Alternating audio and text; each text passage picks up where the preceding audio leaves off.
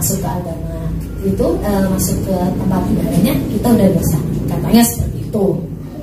Terus tapi udahlah, saya akhirnya masuk juga, saya melangkah, saya masuk. Itu saya ingat pas saya pertama kali masuk ke MDC itu pas ibadah Paskah. Ibadah Paskah 2018.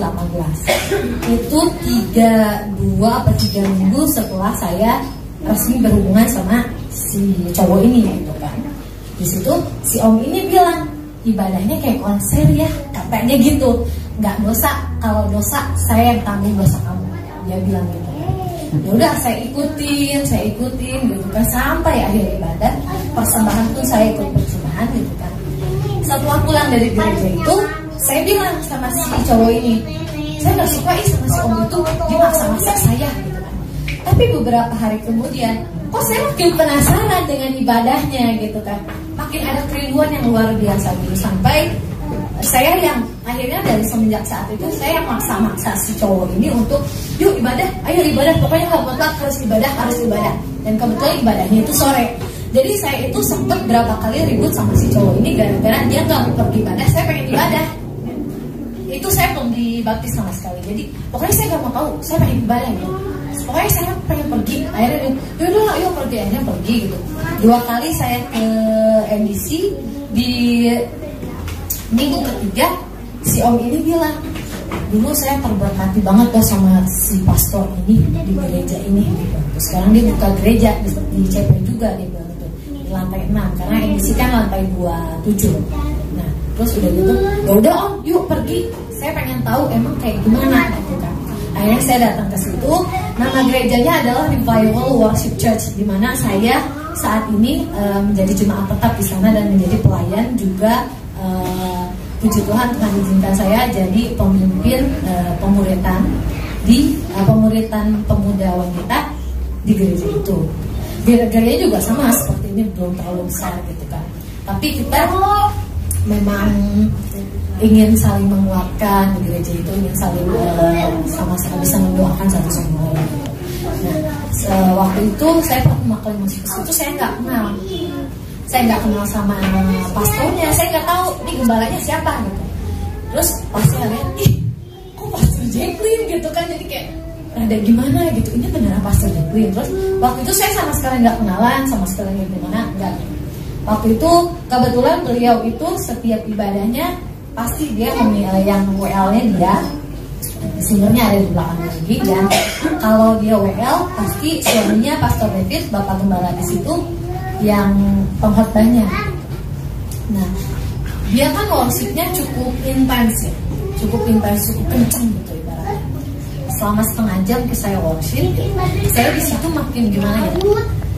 Saya di situ berkata sama Tuhan pas saya lagi berdoa, Tuhan, jika benar Engkau Yesus Allah, jika Engkau memang Allah yang hidup, memang Engkau Allah yang menyelamatkan aku, biarkan hadirat-Mu memenuhi aku. Biarkan aku merasakan hadirat Engkau di sini. Saya nggak perlu Tuhan datang ketemu saya secara pribadi.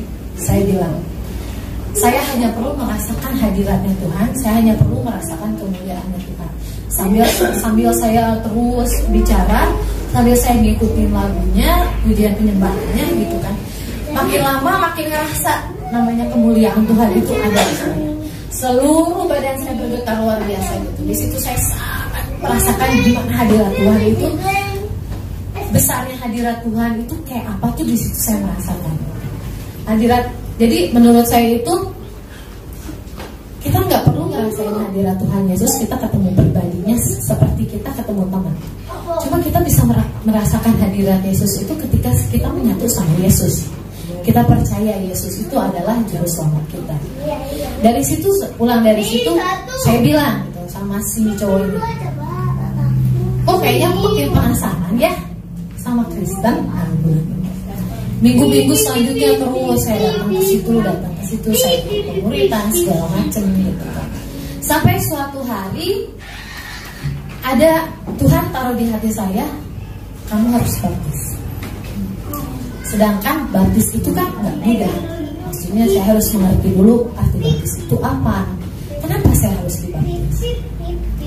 Kenapa kok Kristen nggak bisa jalan aja gitu? gitu kayak agama sebelah gitu kan, jalan aja udah, yang penting ibadahnya ngikut ya.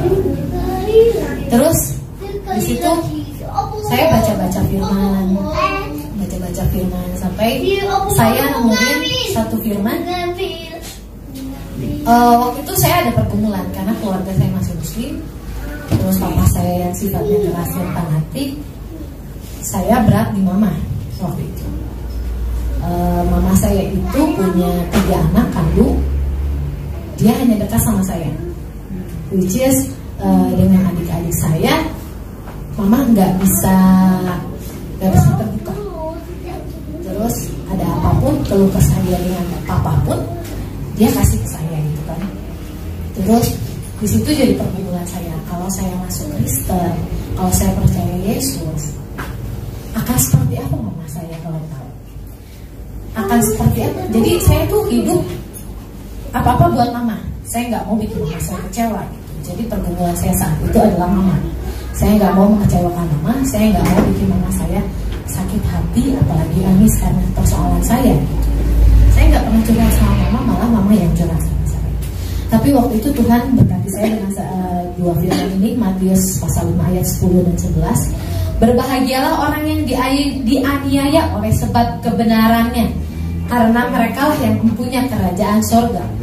Dan Matius 5 ayat 11, berbahagialah kamu jika karena aku kamu dicela dan aniaya, dan kepadamu difitnahkan segala yang jahat. Dari situ saya berdoa sama Tuhan. Tuhan, kalau memang Tuhan mau saya dibaptis, saya serahkan diri saya untuk Tuhan. Saya mau dibaptis di dalam nama Yesus.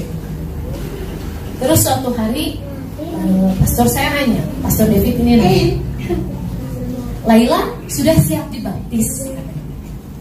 Saya bilang, mau Pak, kapan saya pengen dibaptis? Saya yang minta. Si Pastor David ini hanya bilang, kamu kapan mau dibaptis? Kamu mau dibaptis? Saya coba, ya saya mau Pak. Berminggu-minggu saya tanya terus, Pak saya kapan dibaptis? Pak saya mau dibaptis gitu kan. Pak baptisannya kapan ya kayak gitu. Akhirnya tanggal 22 Agustus, saya lupa libur apa waktu itu, 22 Agustus. Akhirnya saya dibaptis di Karawaci, di dalam Revival Worship Church ini. Di situ saya dibaptis. Sebelum saya dibaptis, banyak doa saya yang Tuhan jawab. Tuhan saya pengen ini, Tuhan saya doa ini, saya doa itu. Semua doa saya itu Tuhan kayak jawab, kayak berikan apa yang saya mau. Tapi ketika saya dibaptis, masalah itu bermunculan satu persatu, dan jangka waktunya sangat dekat, malah seperti ditumpuk. Ada lagi. Tapi saya nggak pernah mau tanya, Tuhan kok kasih ini ke saya? Kok Tuhan begini ke saya? Enggak, karena saya tahu mengikut Kristus itu bukan karena kita mau hidup enak. Mengikut Kristus itu, mengikut Yesus itu kita nggak bakal kaya kok gitu, secara harta gitu. Maksud saya, kekayaan itu bisa kita cari, bisa Tuhan berkati. Cuma mengikuti Yesus itu bukan karena saya pengen hidup enak gitu. Justru mengikuti Yesus itu karena saya tahu keselamatan, makanya saya ikut Yesus gitu.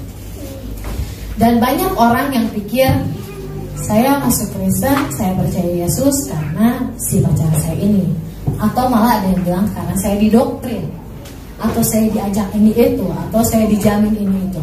Tapi dalam nama Yesus tidak ada sedikit, 0, sekian persen pun nggak ada. Dan saya tahu resiko apa yang saya dapatkan kalau saya mengikuti Yesus. Dari resiko buruk, terburuk, sangat buruk. Saya tahu tabiat papa saya tahu apa yang pernah dia lakukan ke anak-anaknya, saya tahu, saya membayangkan apa yang akan dia lakukan sama saya gitu.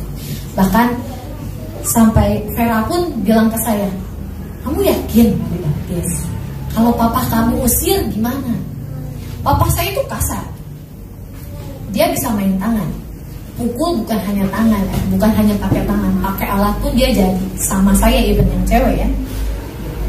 Jadi saat itu nggak apa-apa, saya percaya kok. Sampai setelah saya baptis, masalah pertama adalah saya dijauhin sama suami saya. Saya dibilang saya nggak tahu diri. Saya dibilang saya nggak sayang Tuhan saya yang lama. Saya dibilang apa ya, bikin papa mama saya beneran. Secara manusia sakit hati gak sih kita dibikin kayak gitu? Dan lagi yang ngomong seperti itu bukan teman yang 1-2 bulan baru kenal, teman yang tahu keluarga saya, teman yang tahu keseharian saya, teman yang sama sekali nggak pernah saya colek, saya kasarin ibaratnya gitu kan. Tapi dia bisa ngomong kayak gitu. Bahkan yang saya anehin adalah teman-teman yang nggak pernah kontak saya, tiba-tiba kontak saya dan dia kayak memuliahi saya. Lu nggak tahu ya masuk Kristen lu nanti begini, lu yakin gini. Saya nggak bersungut-sungut, saya nggak bilang enggak kok Kristen tuh enggak. Saya hanya bilang kalau kamu masih mau berteman dengan saya,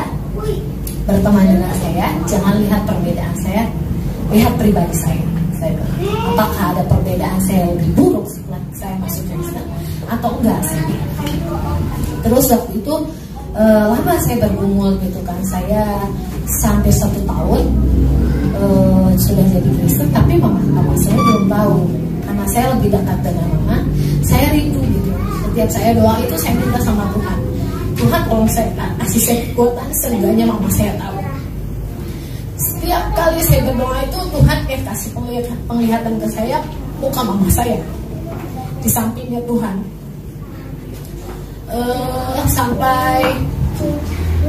Sampai sekarang itu masih ada pergumulan di saya rindu sekali mau mama saya mengenal Yesus. Terus beberapa bulan lalu, singkat cerita, pergumulan saya yang satu ini, karena saya percaya, saya sangat percaya gitu, iman, doa dalam iman itu sangat kuat gitu. Dan saya percaya waktu Tuhan itu waktu yang terbaik gitu. Rencana Tuhan itu rencana yang sangat baik.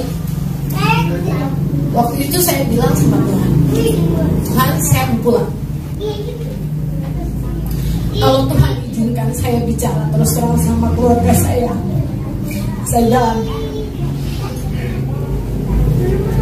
Saya ngomong sama mama, tapi saya nggak mau pribadi saya bilang, saya mau waktunya Tuhan. Saya maunya Tuhan yang terjadi sama hidup saya. Waktu itu saya bergumul, saya puasa, saya saat teduh 1 minggu full, saya saat teduh, saya puasa. Bahkan sampai sejalan ke rumah, berangkat dari, kebetulan saya tinggal di Bintaro sekarang, Jakarta. Itu selama perjalanan saya doa sama Tuhan. Tuhan, saya nggak mau maksa apa yang jadi kehendak saya. Saya mau yang jadi dalam hidup saya adalah kehendak Tuhan. Karena yang namanya kita daging selalu punya ego. Pokoknya saya nggak mau tahu, saya harus jadi kayak gini. Tapi saya nggak mau, karena saya tahu yang terbaik itu dari Tuhan. Sampai waktu itu, sampai saya ketemu mama saya gitu kan. Saya masih baik-baik aja gitu, nggak ada masalah. Terus saya ngeliat mama saya gitu kan. Tuhan, jika Tuhan izinkan saya terus terang sama, tolong berikan. Saya nggak mau Tuhan, kalau misalnya saya nggak perlu mama saya bersuka cita menerima saya menjadi Kristen, enggak. Tapi cukup biarkan Roh Kudus menguasai hati saya, menguasai pikiran saya, menguasai lidah saya, sehingga ucapan-ucapan yang keluar dari mulut saya adalah kuasa dari Roh Kudus yang Allah inginkan, yang Tuhan Yesus mau, yang Tuhan Yesus kehendaki. Sampai saat itu saya bilang sama besokannya pagi, saya bilang itu kan bulan puasa, 2-3 minggu lalu saya baru bilang. Saya bilang, Bah, kita makan di luar yuk, buka puasa di luar, saya bilang. Emang kenapa? Bla pokoknya makan di luar lah biar nggak repot gitu, masak gitu kan. Akhirnya kita makan di luar. Pas pulang, saya masih nunggu momen yang tepat gitu. Sepanjang saya makan, pokoknya sepanjang hari saya berdoa gitu, supaya kalau misalnya memang Tuhan izinkan saya bicara terus terang kepada mama saya, semuanya atas izin Tuhan, semuanya atas perlindungan Tuhan, damai sejahtera yang saya dapat, damai sejahtera yang mama saya dapat. Sampai akhirnya jam 9.30 sekitar setengah 10 apa jam 10 malam itu saya bilang sama Mama, "Mah, kalau saya masuk Kristen gimana?" Terus Mama saya bilang, "Kalau kamu masuk Kristen, kamu jangan pulang ke rumah. Jangan anggap Mama kamu lagi. Mama nggak perlu transferan dana dari kamu lagi. Mama nggak perlu bantuan apa-apa dari kamu lagi. Kamu silahkan keluar dari rumah." Mama saya bilang gitu. Intinya seperti itu gitu kan. Jangan ketemu Mama lagi. Intinya. Buat anak yang sayang sama orang tuanya, pasti kan ada rasa sedih. Tapi saya bilang sama Tuhan, Tuhan kuatkan hati saya. Yang saya mau beritakan ke Mama ini bukan berita keburukan, bukan berita kecelakaan, tapi ini kebaikan dari kerajaan Allah. Sampai akhirnya saya bilang, "Mah, sebetulnya saya udah 1 tahun dibaptis. Saya udah 1 tahun terima Yesus. Terserah Mama mau seperti apa," saya bilang gitu kan. Cuma di sini saya nggak minta izin ke Mama. Saya hanya bilang sejak setahun lalu saya sudah menerima Yesus sebagai juru selamat saya. Saya sudah Kristen. Saya lihat air muka Mama saya berubah. Air muka Mama saya itu kayak gimana ya? Mungkin ada rasa kaget gitu. Tapi yang saya lihat itu lebih ke rasa kaget gitu. Saya bilang ke Mama saya, "Apakah selama 1 tahun ini ada perubahan sikap dari saya yang lebih buruk atau lebih baik? Ada nggak? Ada perubahan nggak dari saya?" Itu nggak ada deh. Selain kamu yang jarang pulang gitu. Padahal kan kalau jarang pulang itu karena jaraknya jauh gitu kan. Jadi saya waktu itu saya bilang ke Mama, jadi saya harap gitu kan, dengan perbedaan iman kita yang sekarang gak dijadikan satu bahan yang bikin hubungan kita jadi anak dan ibu jauh. Saya darah itu kental, saya bilang. Darah itu kental, darah itu gak bisa diputus, darah itu gak bisa di stop kecuali kita mati, saya bilang. Mau sampai kapanpun, mau Mama mau benci segimanapun sama saya tetap anaknya Mama, saya bilang. Terus Mama saya bilang gini, "Ya Mama gimana ya? Nanti papa kamu kalau tahu gimana? Kamu tahu kan resiko apa? Kamu bisa dipukul, bisa diusir." Dia bilang. Saya bilang, "Mama, resiko terjelek sampai papa pukul saya, bahkan ngambil pisau dekat leher saya pun saya udah tahu." Tapi saya tahu kebenaran. 26 tahun saya hidup, saya tahu saya bisa memutuskan apa yang benar, apa yang tidak, apa yang baik, apa yang tidak buat hidup saya. Dan saya juga ngikut Yesus. Saya bilang sama Mama saya ngikut Yesus bukan untuk mengecewakan Mama. Saya ngikut Yesus bukan untuk bikin sakit hati Mama sama Papa. Gak ada yang menjamin. Kita belum tentu tahu. Di kitab Muslim pun nggak ada tertulis yang namanya kalau misalnya anak masuk atau keluarga masuk Kristen atau masuk agama lain, orang tua jadi dosa.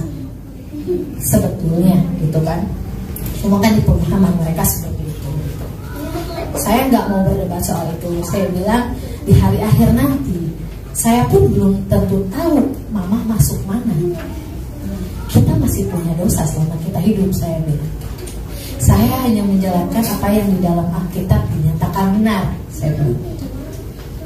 Terus Mama saya bilang, "Ya tapi papa kamu gimana?" Dia bilang. Terus saya bilang sama Mama, "Kalau misalnya Mama berat hati, merasa terbebani dengan pengakuan saya, silakan Mama ngomong sama Bapak, sama Abah." Saya nyebutnya Abah. Silakan Mama ngomong sama Abah.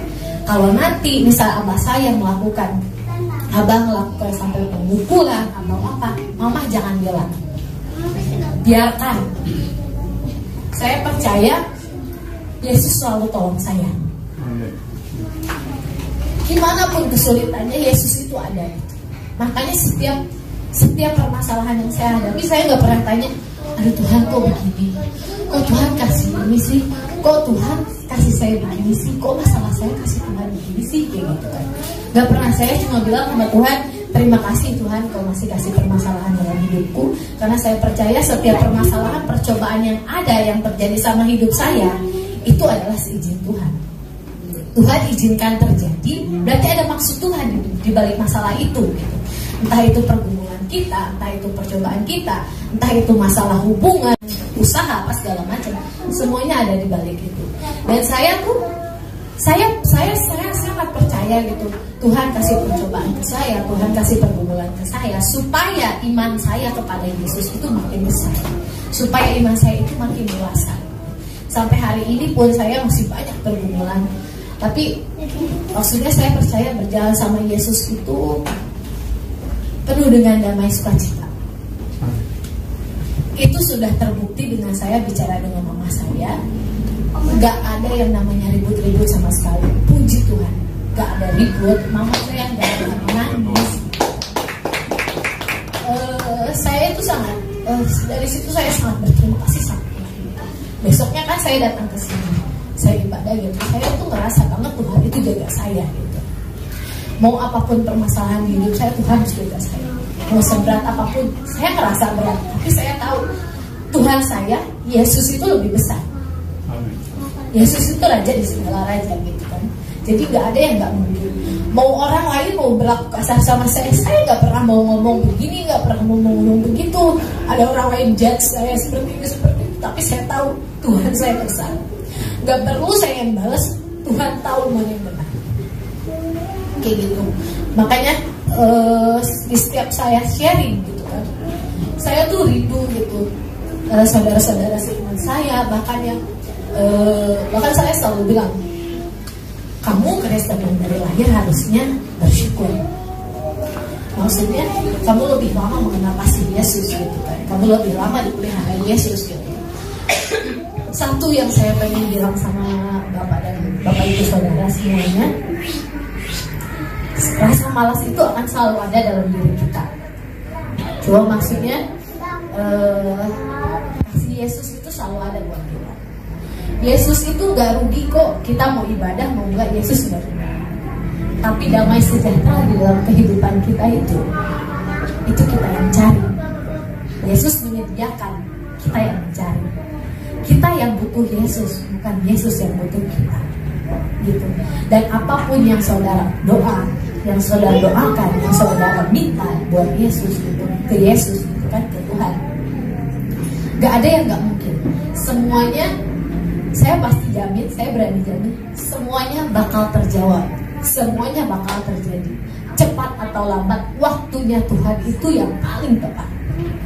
Waktunya Tuhan itu yang paling benar. Kehendaknya Tuhan itu yang akan jadi. Kita sudah jadi anaknya Yesus, kita sudah percaya diri selama kita Yesus, Dia pasti akan pegang tangan kita, Dia pasti gak akan lepasin tangan kita. Hanya kadang kitanya aja sendiri yang kayak meragukan. Bahkan ada mungkin kita ketemu masalah, kita gak cari Tuhan, kita mengandalkan tenaga kita sendiri. Kita mikir, aduh ini tuh mestinya tuh gak kayak gini, ini tuh mestinya tuh begini, harusnya tuh begitu, harusnya tuh begini. Tapi itu kan kita, daging, bukan Tuhan. Makanya setiap saya pribadi, setiap saya punya permasalahan, setiap Tuhan kasih percobaan ke saya selalu bilang ke Tuhan, Tuhan, kalau misalnya memang Tuhan izinkan percobaan ini terjadi di hidup saya, berarti saya percaya Tuhan kasih solusinya. Gitu. Jadi mudah-mudahan kesaksian saya menjadi berkat buat saudara, bapak ibu sekalian di sini. Mungkin di lain waktu kita bisa ketemu lagi, bisa sharing lebih banyak. Kayaknya cukup sekian dari saya, soalnya udah kelamaan.